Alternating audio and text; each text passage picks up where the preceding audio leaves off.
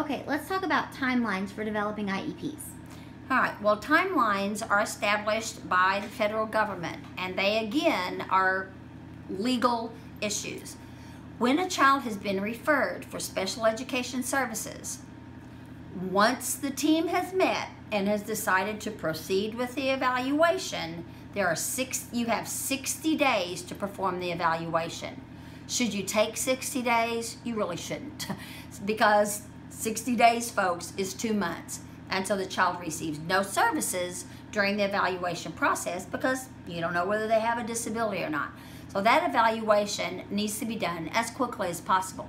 Then someone has to write the report, someone has to interpret the data, and then the team has to meet to decide how are we going to service this child.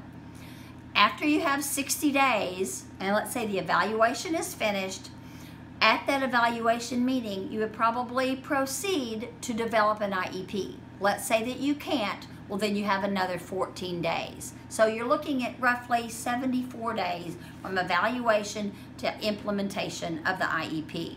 That sounds like a long time, and it really is. So the quicker you can move that process along, the better it is for the child. The next question says, what happens if one or some people don't follow the IEP? Is there accountability? Oh my goodness, is there? Parents have the full power of the federal government behind them.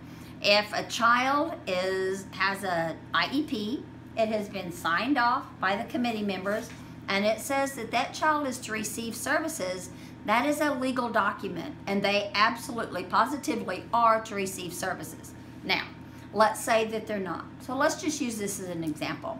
Most of us in this area, except for West Plains R7, have fairly small school districts. And so we subcontract for related services, speech, occupational therapy, and physical therapy. Let's say that the child is supposed to have speech, and the speech therapist has not shown up for 2 weeks. They're supposed to have 60 minutes a week. That means that that child is missing 120 minutes of speech therapy. Would you call the state and file a complaint? Absolutely not. The first thing you would do as a teacher or a teacher's aide or a director or whoever has the child in the educational program would probably call that contractor and say, hey, our speech therapist has not been here in 2 weeks. What's going on? And they may say, oh, your speech therapist is pregnant and we don't have anybody to provide speech services. And then your next line may be, well, my IEP is out of compliance. You need to get somebody here. And they usually will. Sometimes it may be they forgot. There are a lot of reasons that people don't show up for work, as you well know. So, are they accountable? Absolutely. So if a child is not receiving their services, you need to find out why, and then you need to get those services provided. Worst case scenario, if the parent finds out the child is not receiving services, they can file a complaint with the state of Missouri, and folks, that will be investigated because the IEP is a legal document.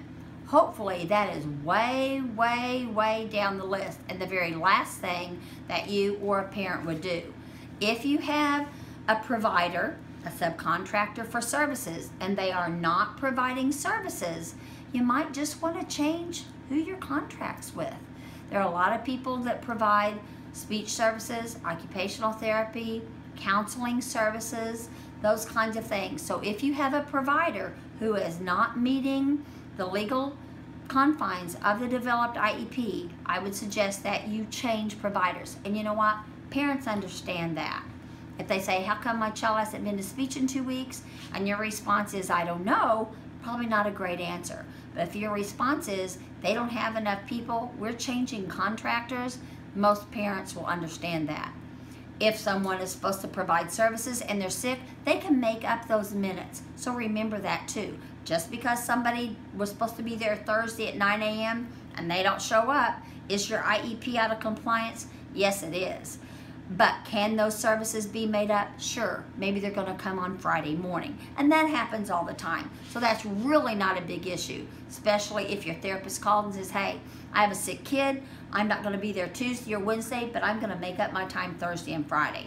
So truly, those are compliance issues that can be handled by the provider and the educational organization, okay?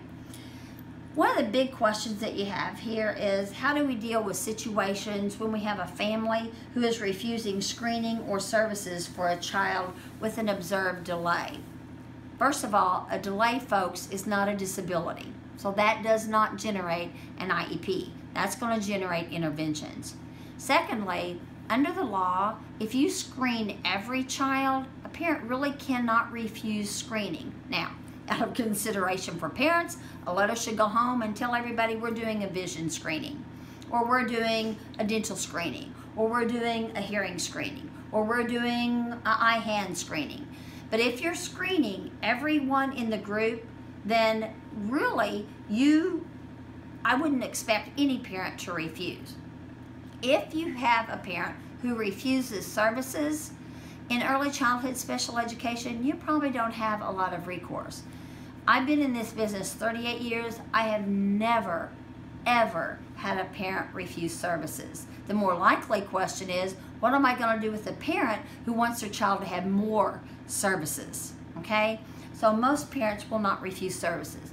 Understand at the age that you all are working with children, very often parents aren't sure that they have a delay, or maybe they don't suspect a disability. So I think that's where it comes in, that trust, that honesty, and visiting with the parent, because the parent may have exactly the same issue that the child has or that you are seeing in the child, and sometimes that becomes a very difficult situation. So rarely do I think you're going to have that issue. Another question was, what do we do about challenging IEP meetings? Well, folks, there are going to be a lot of challenging IEP meetings. Again, that's where being honest, upfront, and building that trust and rapport with your families is really going to help you. And here's the bottom line.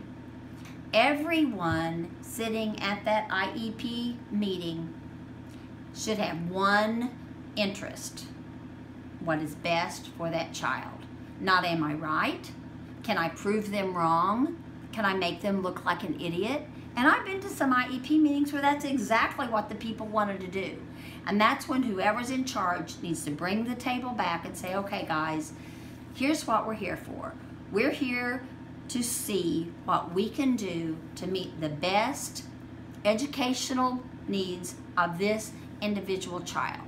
It's not about me, and it's not about you, it's about the child. And if we can build that consensus that we're all there for the child, that changes the entire dynamics of the table.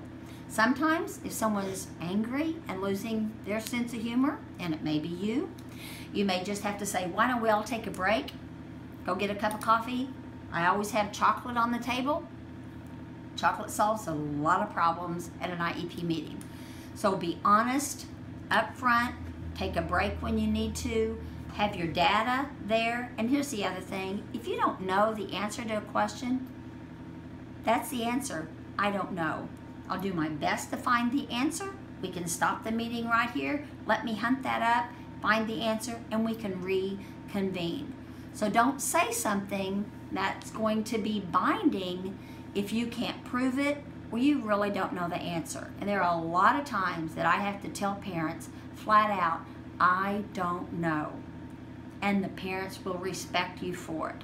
They'd much rather have you give them an honest answer than make something up or say something that is absolutely not true.